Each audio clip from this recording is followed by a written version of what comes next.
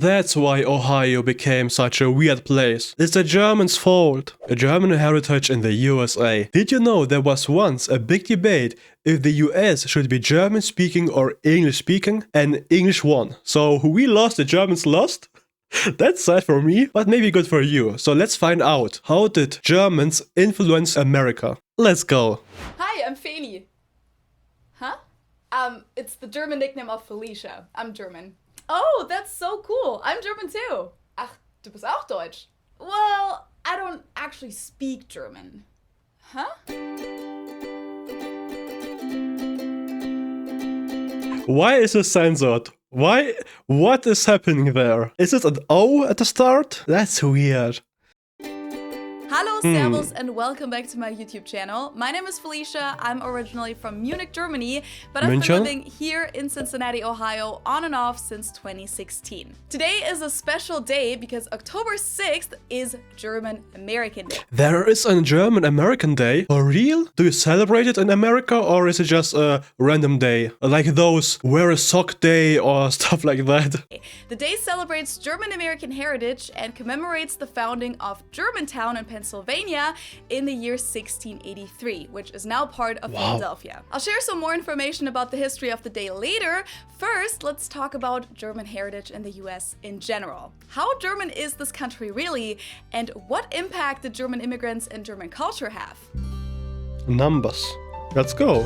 Let's start with some numbers. According to the American Community Survey by the United States Census Bureau, there were approximately 43 million Americans in 2019. 43 million! In Germany live 80 million Germans. 43! Only in America. What? How is that possible? That's insane. Imagine if all those Germans are coming back to Germany. Please, don't come back. We don't have enough houses here. It's already too hard to buy a house or find an apartment. Stay in America, please. Or maybe you can give me a green card. I can go to you. Who had full or partial German ancestry. That's about 13% of the US population, which means they're the largest of all self-reported ancestry groups in the survey. Now, of course, most of the people with German ancestry have become Americanized over time, and today less than 5% speak German. The first German immigrants arrived as early as 1670 in the British colonies, and the population grew more and more every year. Up until the 1850s, it was mainly farmers who were looking for a better life and more productive land in the New World. Other reasons for the immigration were religious freedom, as some religious groups were persecuted in Central Europe, or the military conscription. Now, the biggest wave of German immigrants arrived later, in the 19th century and the turn of the century, so around 1900. In numbers, it was over 8 million German immigrants that arrived over the course of the 19th. For me, it's very hard to understand how you can travel from Europe to America in old-fashioned boats. Remember, back then they didn't have those fancy yachts, boats, ships. No, they had boats made of wood. And I think that's so scary. Imagine you're on a walnut boat, a wooden boat in the ocean, alone, no internet, no GPS. Oh. Century. As a direct result, Germans were the largest group of immigrants in the US between 1820 and 1880. Most of this had to do with the unstable situation leading up to and then also after the German Revolution of 1848. Among the immigrants were many liberal revolutionists who had fought for a unified German national state against the conservative aristocracy. They were called 48ers because of the revolution in 1848, and many of them were professionals, journalists, and politicians. Here's an overview of how many German immigrants came to the United States in different time periods. Let's see, 1851 to 1860, almost 1 million. What? 1.5 million? Okay, that's weird. What is happening here, huh? Why are so many Germans coming to America? What kind of Germans are coming to America?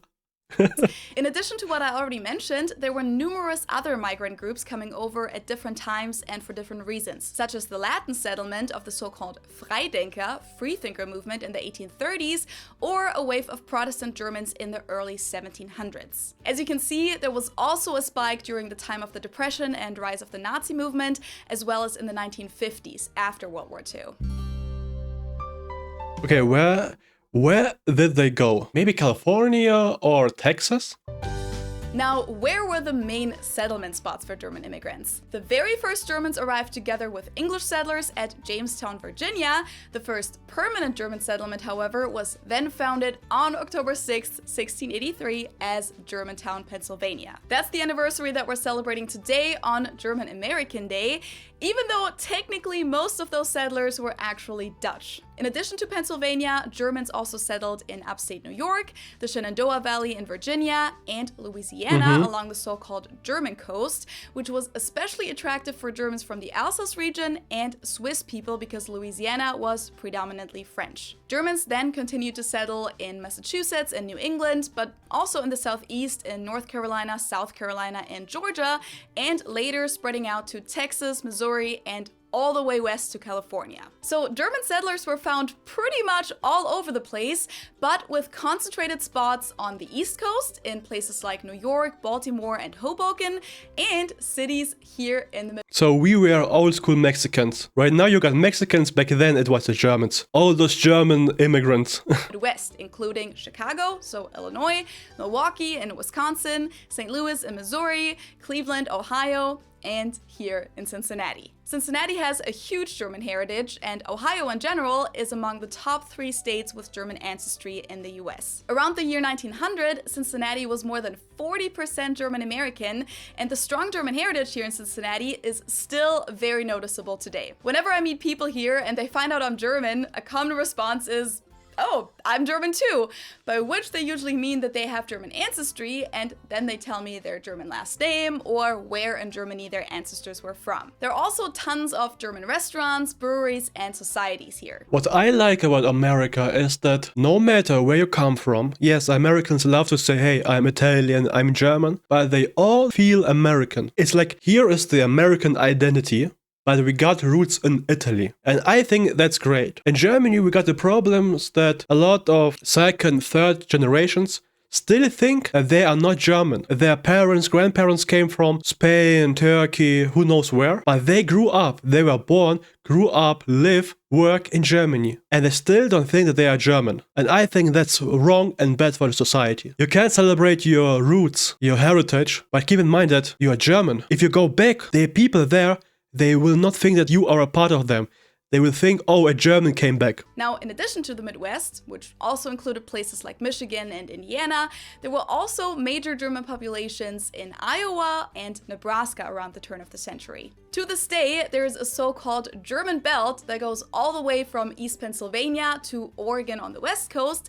No way. You are telling me the Germans went to the border with Canada. So the Germans went to the French people. The French in Canada and the Germans in America. Okay, that's wild. That's very wild. Okay. And Cincinnati is also part of what's called the German Triangle between Milwaukee, Cincinnati, and St. Louis. In all 3 of those places, German is still the most reported ancestry to this day. Overall, the American Community Survey of 2019 shows that in more than 23 states, German is the top reported ancestry. And among all ancestries, it's the #1 ancestry of people in the Midwest, #2 for people in the West, and #3 in the Northeast and South. The biggest population with German ancestry is in Pennsylvania to this day, then California, and then Ohio. The regions with the highest percentage of people born in Germany, however, are in Florida, New Jersey, and Texas. That's probably because those places are popular among Germans who come to the US nowadays. So as I just mentioned, around the year 1900, German Americans made up about 40 to 60% of the population in some places. There were countless German breweries, societies, as well as German-speaking newspapers and schools around. A lot of the German immigrants gathered in German-speaking districts called Germania, where they could live a life in their native language and maintain their culture. One of the most famous examples of that is a neighborhood here in Cincinnati called Over the Rhine that the German immigrants Immigrants gave this name because when you looked at it from downtown, the neighborhood was located on the other side of a canal that they had called the Rhine is a river in Germany, and I live there, nearby. Rhine, based on what they knew from home. So the neighborhood was located over the Rhine. It was very densely populated. At its peak, around 1900, the neighborhood had 45,000 residents and almost twice as many buildings as it does today. In fact, it was the most densely populated neighborhood in the whole country at one point, Wow. even ahead of Manhattan. Most of the immigrants there lived in tenement buildings, where each family had 2 to 3 rooms, which, considering that most of them had 4 or more children, wasn't a lot of space. They shared a water spigot in the yard with cold water, and there were outdoor privies to use the restroom. It wasn't until after the 1880s that sewage was available to hook up the outdoor privies to plumbing. In Over the Rhine and similar enclaves all over the country, German immigrants could pretty much live their entire lives in German. From street names to businesses, church services, and restaurants, everything was in German. The kids went to German language schools, and there were more than 800 German-speaking newspapers, which made up more than 2/3 of all foreign language newspapers in the country. More than 170. And what happened? When did this German soft power weaken? I mean, back then they spoke German everywhere, in a store, in schools, and now they are kind of forgetting their German heritage. What's the reason? 70 of those newspapers operated here in Cincinnati alone. Now, many Germans organized themselves in various societies, Vereine. Just Clubs. to give a few examples, there were things like Sängerbund, so a choir, Schützenvereine, so shooting clubs, bowling leagues, religious societies, and one of the most influential societies, the Turners. Turner in German, which literally just means gymnasts. Oh no, no. I so much dislike gymnastics. I don't know if it's also happening in American schools, but in Germany, when you go to school, you need to go to sports. And German schools love the gymnastic. You need to jump around, do crazy parkour. I was so afraid of falling and breaking all my bones. It was, oh my god, it was such a bad time. But I don't think that Americans have the same thing. From all the media that I consume, it looks like you have softball, maybe that's it. The Turner or Turner movement started back in Germany in 1811, and they quickly became much more than just a gymnastics society. Many Turner members belonged to the 48er revolutionists and the freethinkers, and since many of those came to the US throughout the 19th century, they brought the Turner movement with them. The first Turner Society in the US was founded here in Cincinnati in 1848, in the Over the Rhine district. Now, as promised, you guys will get a whole series on German heritage here in Cincinnati, but the Turners weren't only relevant here, they quickly spread throughout the whole country and soon had over 700 local Turner societies. With their motto being a sound mind and a sound body, the Turners influenced much more than just the way that people exercised. They supported public education funded by taxes, physical education and art instruction in school, labor unions, the 40-hour work week, the women's vote, and during the Civil War, there was a whole regiment, Ohio 9th, of Germans, with most of them being Turners, fighting for the Union, so against slavery. It wasn't just the Turners, but all parts of German American. So that's why Ohio became such a weird place. Because of the gymnastics. Now I understand it. It's the Germans' fault. Oh no. I'm sorry.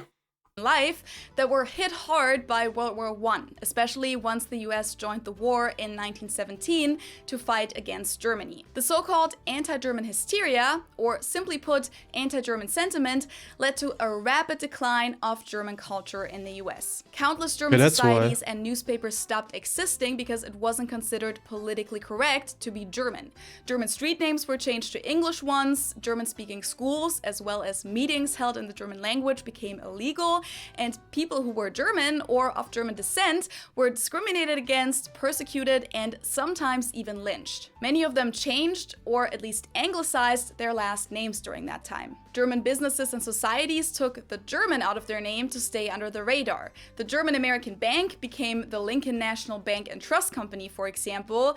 The North Cincinnati Turners changed their name to North Cincinnati Gymnasium, and Berghoff Brewery changed its motto from a very German brew to a very good brew. Since alcohol played a major role for a lot of the meeting spots within the German community, like beer halls, breweries, or even the German societies that usually made a lot of their money with their beer sales, the start of Prohibition in 1920 made the situation even worse for German Americans in the US. The number of German restaurants, breweries, and societies, as well as people openly identifying as German, dropped drastically during that time and never really recovered. While World War II had a negative impact on German Americans as well. So you're telling me beer was the blood of the German society. When they cut off beer, the German society went down. Okay. Okay. Well, it wasn't nearly as significant because by that time, German Americans were thoroughly assimilated and weren't even looked at as a distinctive ethnic group anymore. Now, despite all of that, German Americans have left remarkable traces in this country that you can see to this day, such as the custom of having a Christmas tree, for example. And no, the Christmas pickle is not a tradition that was brought over by Germans, that's just a myth. Germans also introduced the concept of kindergartens, and then, of course, many foods were brought over from Germany, such as pretzels, different sausages like Frankfurter/Wiener, which became the American hot dog, Bratwurst, Strudel, Sauerkraut, and even hamburgers. Here in Ohio, German immigrants also made Gouda popular, which is a dish that we don't really know in Germany.